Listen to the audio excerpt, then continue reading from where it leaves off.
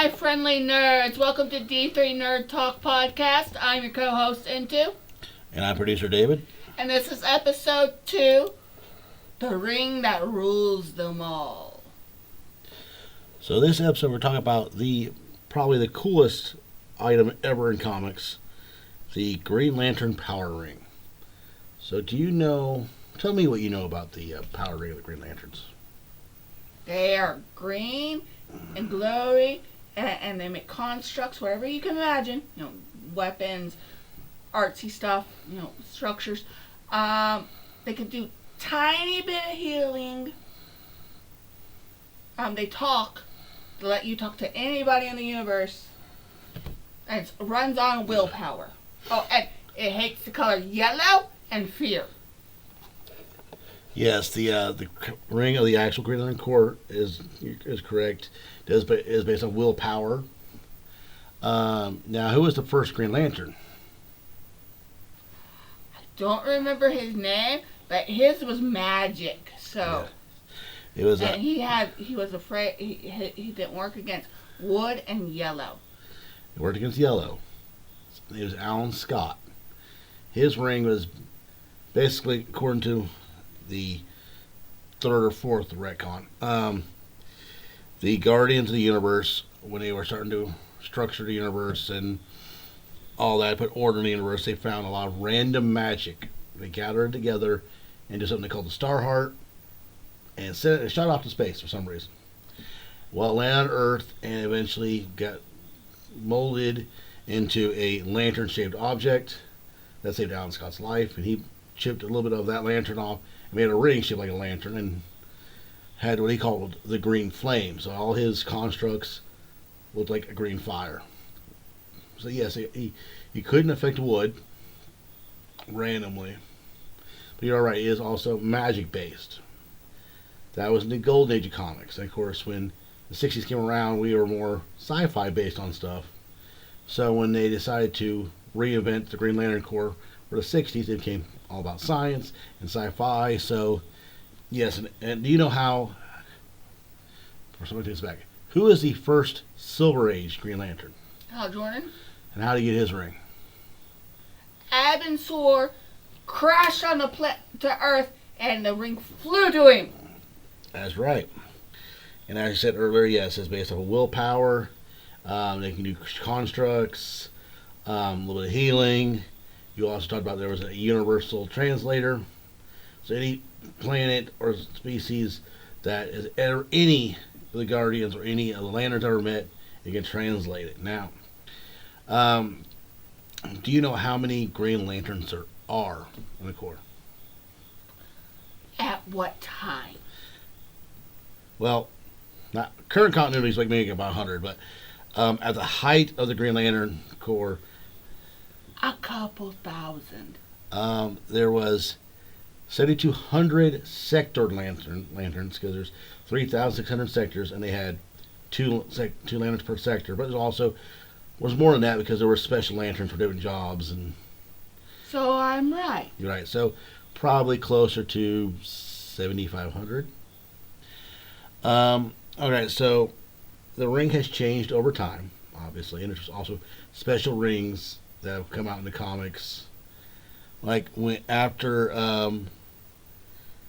Hal Jordan became evil, became Parallax, and he destroyed the Corps. He was Ganthet took his ring and reforged it to make the one only Green Lantern ring in the whole entire universe. Gave it to Kyle Rayner. Do you know why his ring was different than anybody else's? No fear, no yellow.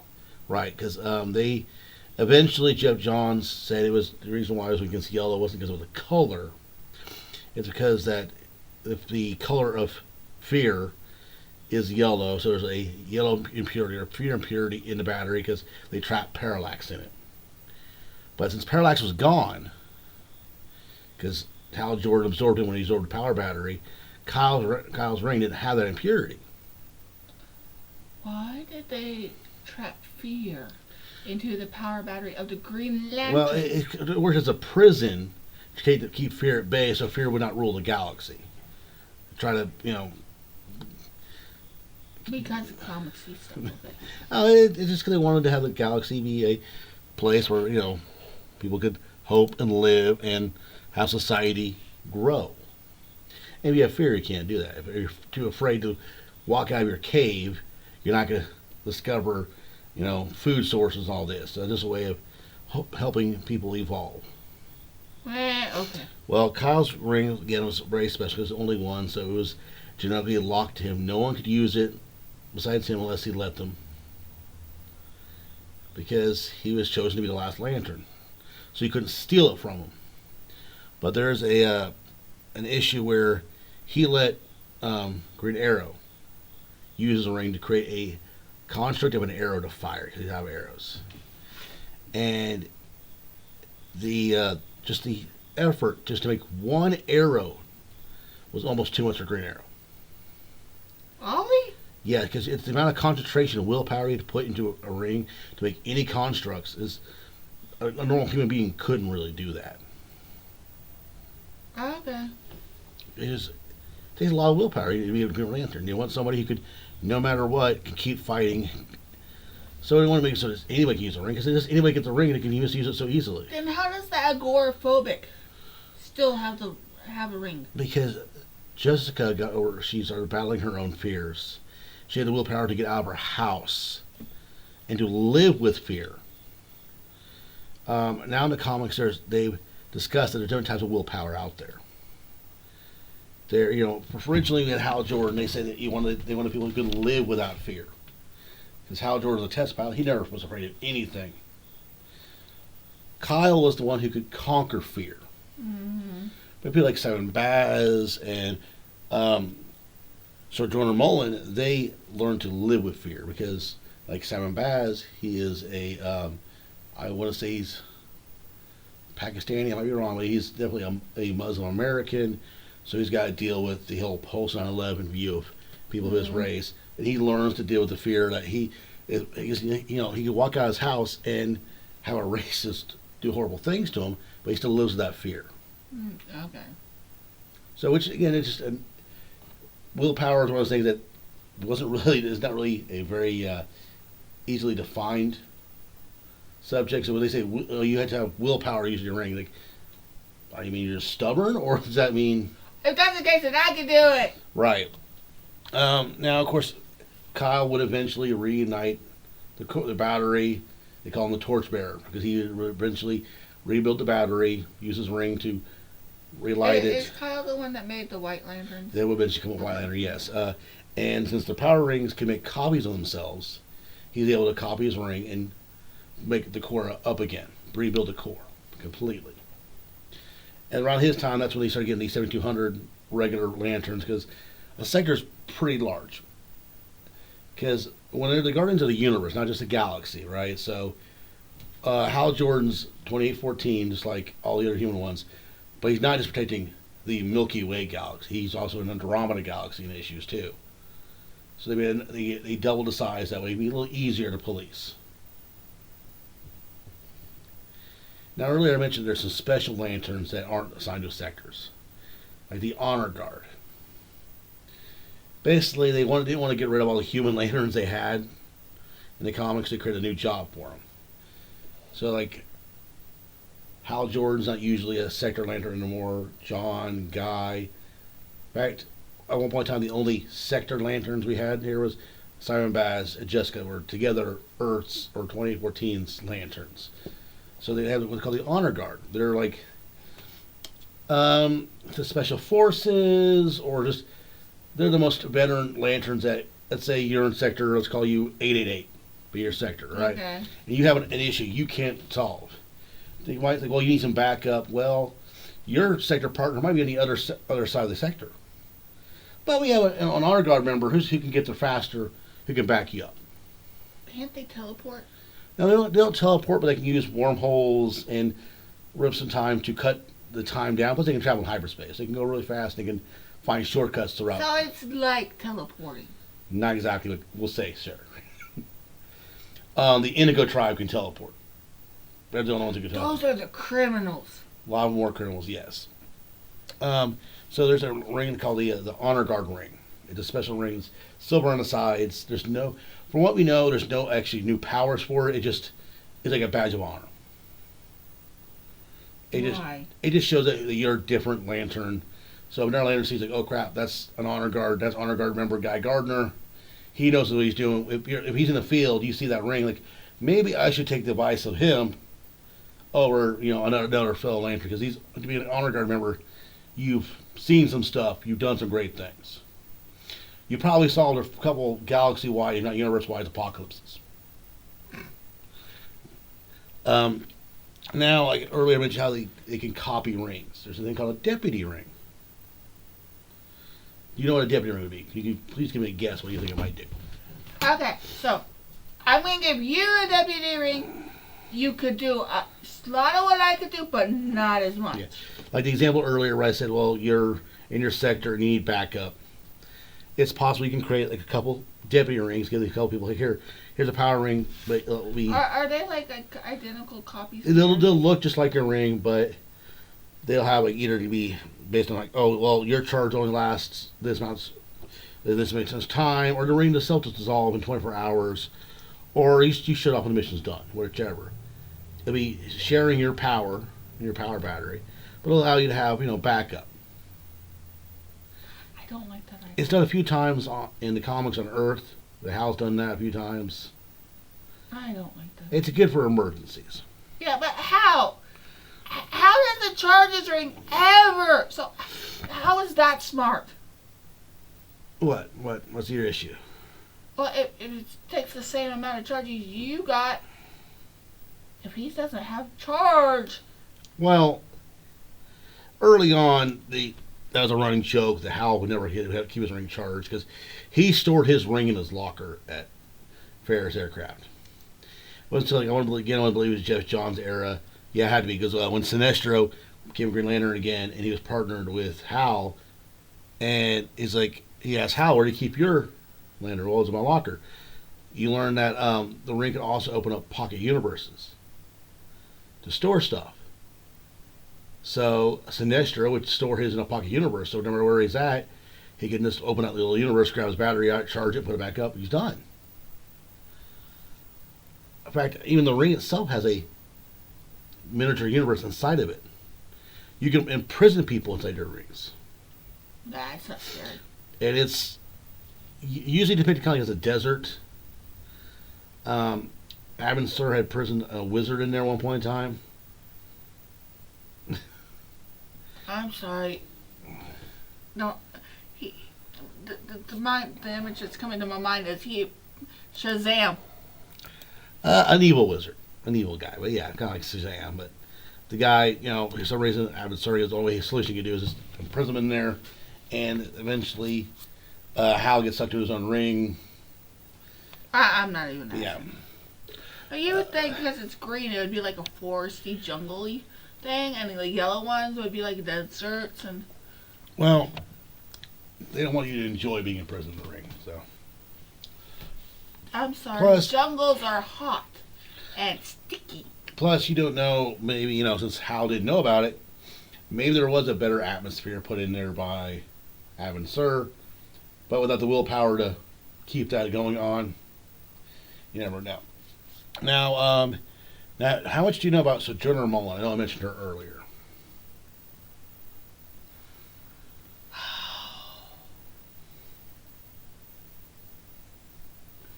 I barely remember you mentioning her. She is, I want to say, the newest Earth-based Lantern. She is, they did a series of comics that were outside the main continuity. Hers was called Far Sector. She was a Green Lantern sent to the personal farthest sector from Oa.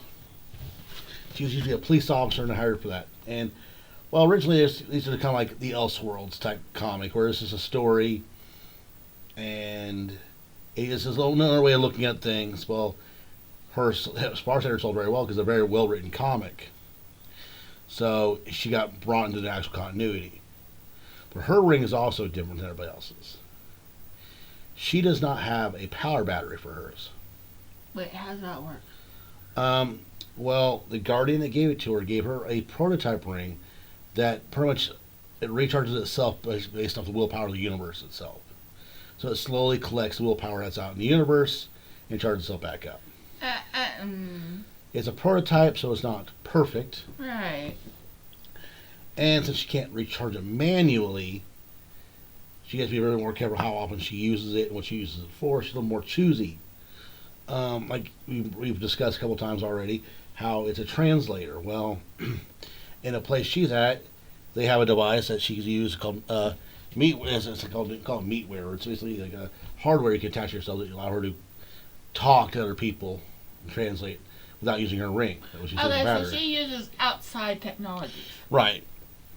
Because her ring could uses energy to run any function. That little bit of juice she used to translate could come out in effect later on. Yeah. But it's a prototype ring, so it's not as reliable as the other rings. But at the same time, to be able to charge itself is a bonus too.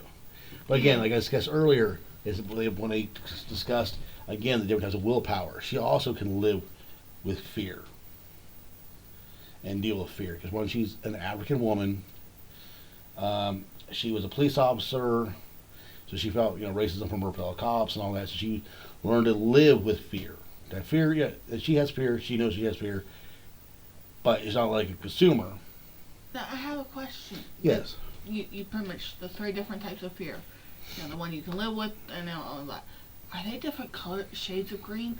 No, that would be a very interesting way of doing it, but no, it's not a different type, a different color green. I wish it was, because that'd be really cool doing that. Light green, neon green, dark green. And then the last type of ring we have from the Green Lantern Corps is Hal Jordan's got his own personal ring that's different from everybody else's. Do you know why?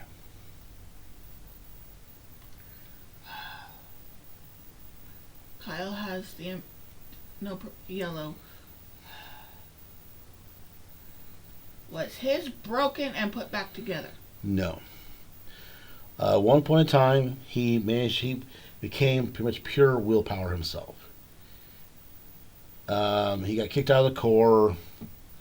I think that might have been for an undercover mission. He ended up using a gauntlet to use willpower, and it ended up himself absorbed so much willpower to defeat an evil guardian, I believe it was, that he became a being. Like he literally glowed green. How do these guardians become evil?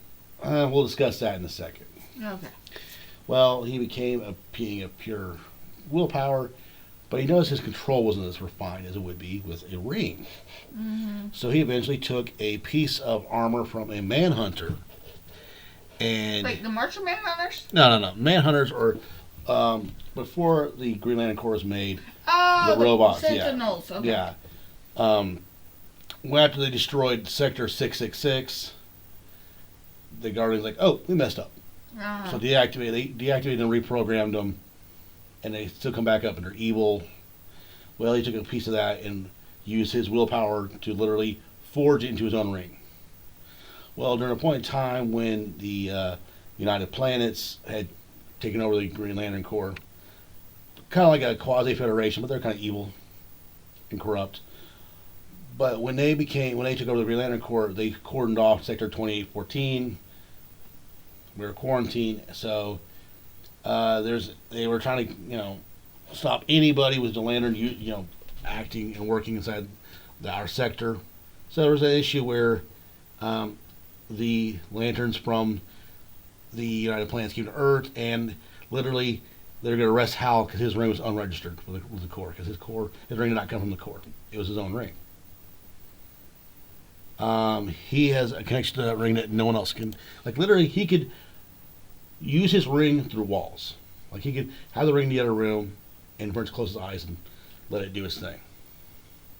Because it's part of who he is. No one else can use his ring either, because again, it's part of him. Weird. But see, Hal is considered one of the greatest Lanterns ever because of how stubborn he is. He is raw power. Uh-huh. Now, like I said, the whole point of the Green Lantern ring is it can create constructs based off your own imagination. Mm-hmm. Hal is never the most imaginative. No, that was the artist. Yeah, he's got boxing gloves. Like his ultimate thing, he His, uses. plane. Yeah, he uses his ultimate fear as a weapon. He saw his father crash. Okay.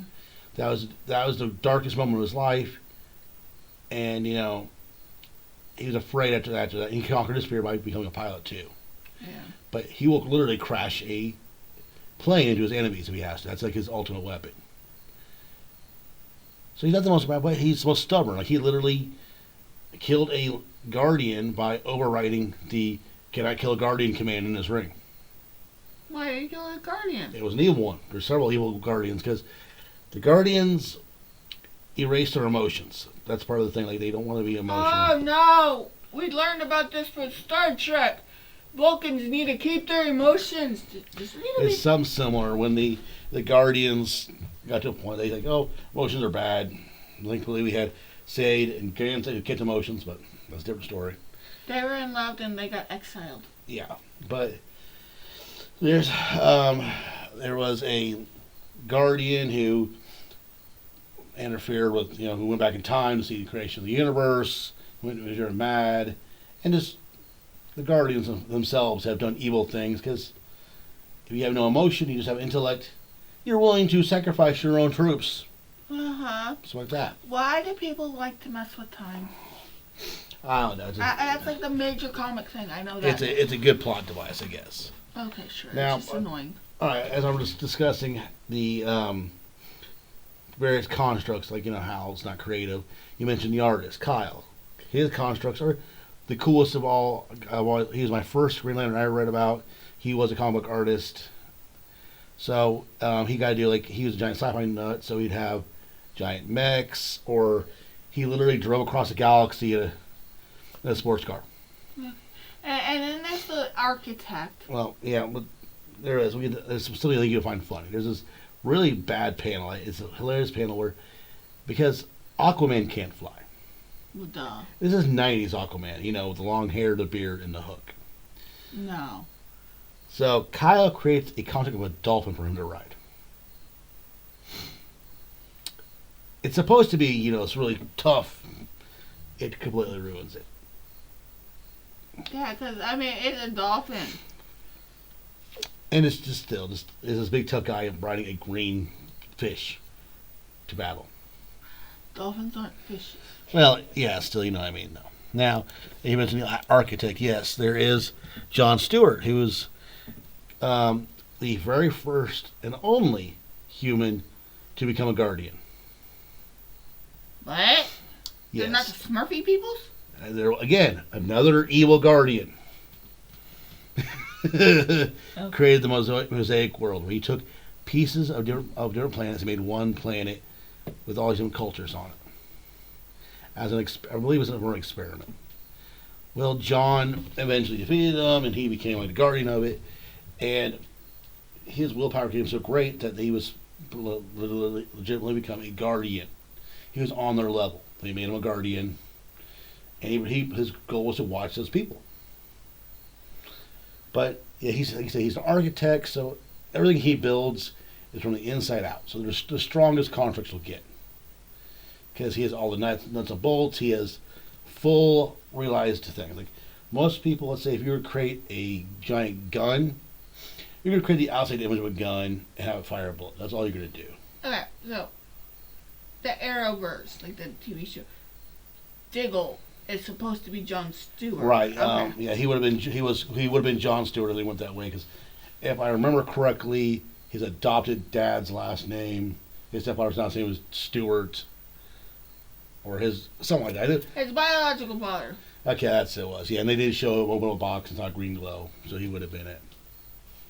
But yeah, John Stewart's contracts are the hardest to break because, again, at least good willpower, but also with him being an architect, he thinks of the nuts and bolts of things. Like I just said, if you create a gun, you're gonna make the outside image of a gun and a bullet fire. He'll do the firing pin, striking, the blast cap, and all that.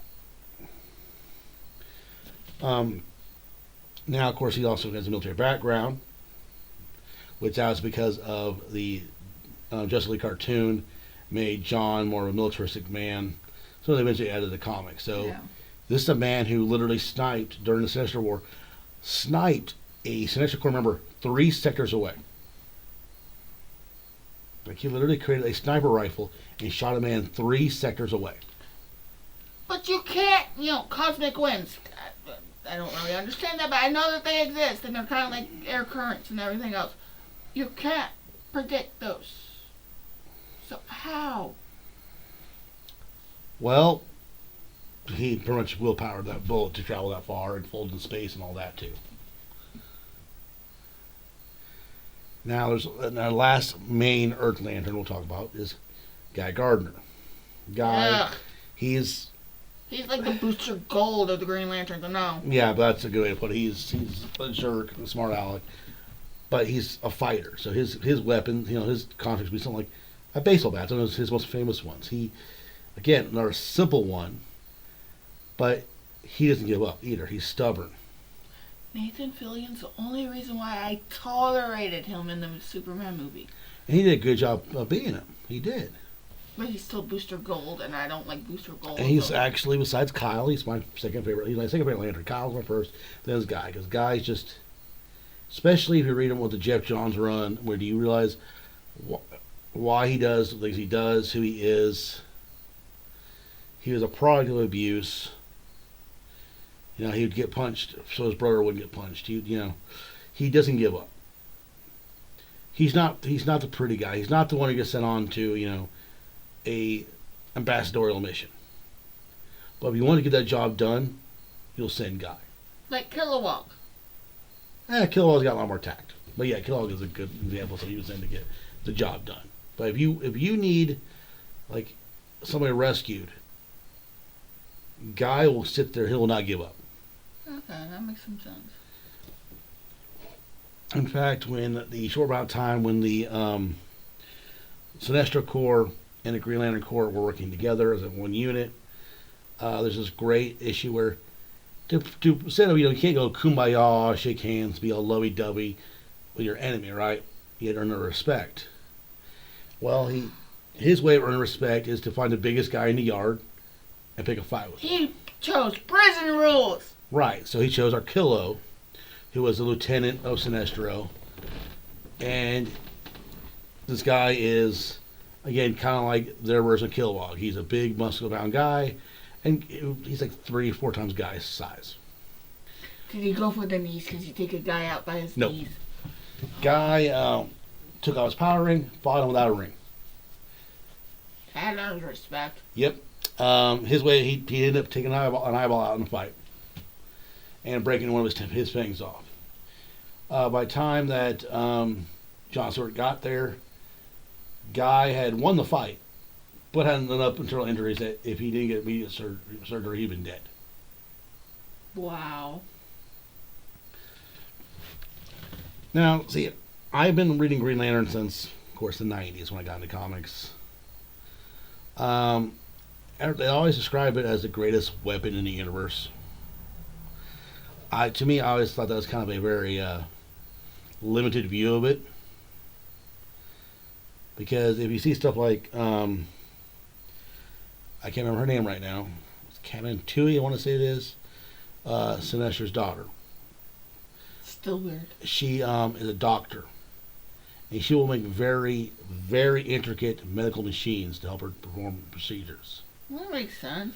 Right, and there's so much you can do with this ring. Like my current idea that I've been playing around with is, again, me, I love my cyberpunk. Oh, the cyberpunk one? Yeah, I love the idea of cyberpunk and the hacking community and all that. And I'm like, well, since again the ring, like you said, it talks to you because it has AI in it. The ring is a supercomputer on your finger, creating a construct to pretty much plug into a computer and use it to hack. Especially if you are somebody with computer knowledge, and you can back your knowledge up with, well, yeah, you may be able to hack on your own native planet. This culture's different, but if the ring can help you translate and fill in some of the gaps, imagine what you can do with that.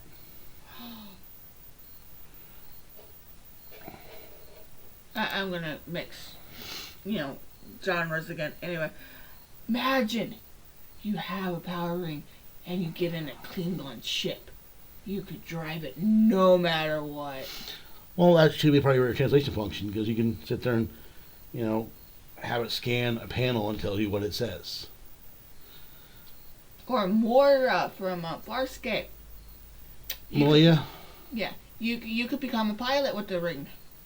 That might be a little different. You have to put probably more medical knowledge. 'Cause again, the ring can do a lot for you.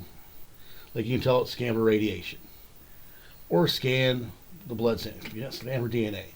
Now, if you give it to like Barry Allen, he can sit there and with his forensic knowledge, use the ring to help him, do a bit more forensics tests. Wasn't there a whole copy, like sci-fi NCIS type one? Green Lantern comic that did that. Well, in the current Green Lantern Corps comic, they are doing it more like a police precinct style. Jessica Cruz is the captain. They chose her to be the boss, and the way they're drawing it and the way they're operating it. In the background, I see people are bringing in prisoners, and there is like a central like precinct desk. That's more like a police department, and that's how they've always seen it. And Grant Morrison's was really big on calling them space cops.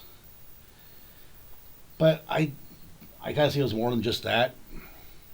Yes, they could be space cops, but also couldn't they be relief workers? Couldn't they be ambassadors? I mean, kinda, yeah. Because you wouldn't have to fight crime all the time. It could be sometimes talking it out. Yeah, better be than a mediator for peace treaties. Right, or there's a disaster on this planet to save people's lives. I got to go in there and maybe create a giant, like a giant mecha robot to hold this wall of this dam so it doesn't break, or something like that. I understand your point on that one, but at the same time, again, mixing genres. Prime Directive doesn't exist in the DC universe. Okay, well, to me it does, though. Well, that's the thing. Why does it even matter? Why would a Prime Directive like that one matter? Why should only intelligent, life who's expanded and learned about other planets be saved? Why are they more worthy than, let's say, a planet with caveman level people? I understand all that. So if I was a Lantern, as long as, I probably would get in trouble with the Guardians a lot. Because, yes, I will do what I'm told, but sometimes my conscience is like, yeah, no, I'm doing this instead. Yeah. So, is there anything else any questions you have about the Power Ring? No. You feel like you've learned something about the Power Ring? No. Something you already knew?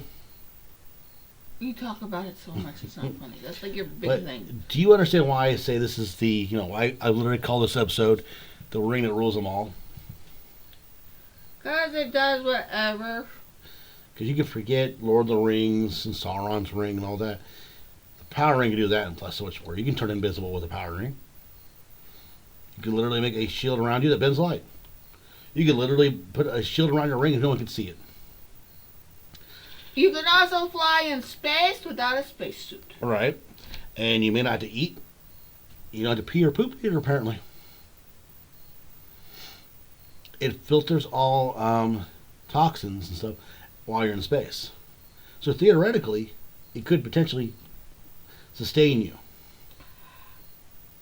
How? Well, the ring's on your body, so it potentially could be through skin contact, interacting with your body's chemicals, and because comics. We'll go because comics. Yeah, we'll do a comic Drake say because comics. Yeah. One last little anecdote. Like I got this Power Ring. I would say, when I have now, I got off of Etsy about a week, 2 weeks ago. Something like that, yeah. And I have worn it every day since I've had it. And nobody's known you worn it. Yeah, and at work. Because I thought that it was like, how is it possible that there's Green Lanterns on Earth who care about their secret identity, mainly Hal Jordan, who walks around with this ring on his hand all the time, and no one notices it? Because this is a giant piece of green. She's supposed to notice it, Plus, I have the habit of tapping my ring on tables. I've always done that. And I do it at lunch at work, and no one notices. Hal might turn his invisible, though. He doesn't really, unless he has to go for a covert reason, but most of the time, it's on his hand. And no one notices. I want to know how in the military. Well, he's not military anymore. He's a private pilot. He was military, but he works as a private test pilot for Ferris Air. Okay. But yes, I walked around for 2 weeks now with this ring on my hand, and I serve people as part of my job. And of course, I interact with my coworkers, and no one has noticed or seen anything. But if you wear the one that I have, they probably notice that one. It is a little bigger, yes, because yours is used to be a Green Lantern movie keychain. Yeah. So it has the a silver metal sides, and the big green boxy. So yours is closer to what a honor guard lantern ring would be like. Mine is a regular lantern ring, which was work for me because I wouldn't care about being honor guard. No. I like the idea of being in my own sector. But so, anything else you want to say or add tonight? You're supposed to explain to me how there are so many evil guardians. I did. They erase their emotions. So if you have no emotions, you don't care about, the effect you do. You just care about whatever your mission is. If you're curious, like, okay, so I don't care if me creating this new type of ring could wipe out this many people. I don't care. So that's the reason why they exiled the lovers. They saw emotions as a impediment to their mission. Now, because they did that, they ended up thankfully saving the universe because, Gath and the Said made the Blue Lanterns, and which they needed all the cores eventually to stop the Blackest Night. They made the Blue Lantern? Yes, they made the Blue Lanterns because Hope. They built a support team for the Green Lanterns. The Blue Lanterns were supposed to be the support team for the Green Lanterns, and because again, one of the major things a Blue Lantern ring can do is enhance the power of Green Lantern ring. Yeah. So there's supposed to be a support team for him. And also, Ganthet, he's the one guardian we see the most. He's the one who's a little more helpful. He had his emotions. He's the one that gave Kyle his ring. So Kyle considers him like one of his friends. So Kyle didn't get his ring through space? No, Kyle went out to an alley to urinate after day drinking because he's unemployed at the time. He was a freelance writer, by the way. And Ganthet showed up and said, "You'll have to do," and just gave him power ring. Now they've retconned it a little more, like Ganthet knew what he was doing. He knew Kyle would be the one to master all the rings, yada yada. But I like the idea of just giving some random schmo that he could tell, he could feel at least that he was a good guy.